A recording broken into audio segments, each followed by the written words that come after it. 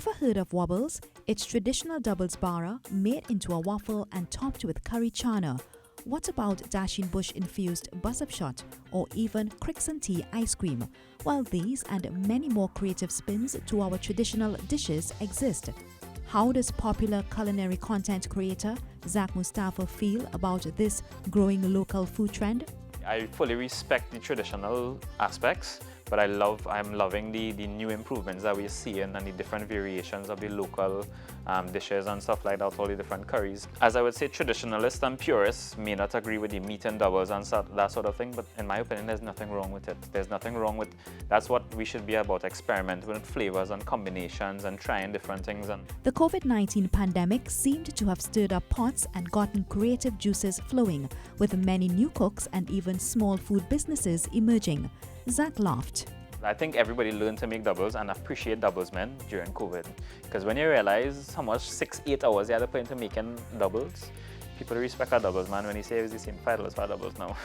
Zaak is enjoying the local food boom, as he called it. We have the perfect platform. We have all that integration from the Indian to the Creole to everything. We have all in Chinese, we have everything Syrian, everything is mixed into our culture and food. So who goes to say we can't mix everything in one plate, you understand? But if you're the more conventional type, Zaak recommends a visit to the rural villages in Trinidad and Tobago, like Toko, where he conducts one of his cultural culinary tours. When they go up in the country and they taste our food with all these spices and all these flavorings, they are like blown away. They are like, wow, this is what Callaloo supposed to taste like, right? Wow, even down to stew chicken, people are like, wow, this stew chicken tastes tremendous. How come it tastes so good and my one don't taste that good? Again, it's because we have been slightly commercialized in everything that we do. We use coconut milk from a pack. We might buy a pail pack in the grocery and throw that in, and that's already pre-seasoned and that sort of thing.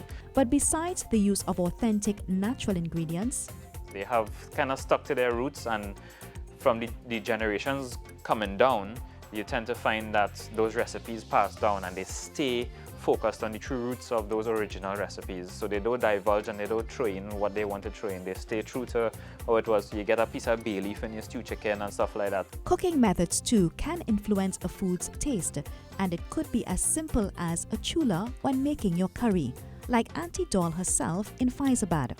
Heat from the chulhas is quite different to what you would get from a regular stove. So the intensity of the heat that you get from that, it actually imparts into the food itself, especially like the curry duck. The curry duck is infused and with that smoky aroma, and that smokiness kind of adds a whole depth of flavor inside of that curry duck. While experiencing Trinidad and Tobago's diverse culinary offerings, patrons also get to explore parts of the island. We give you an idea of where we are, what we're doing, what this area is known for. We have turtle nesting season, which is from September, where we offer turtle hatchlings tours in part with our food tour.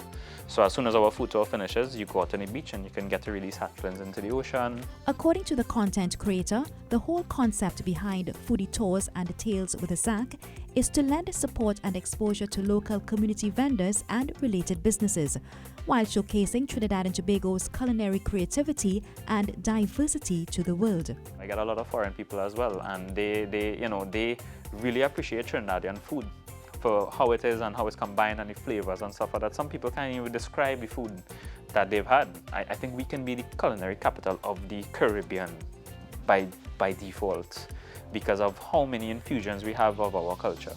One thing's for sure, Trinidad and Tobago is truly one big melting pot.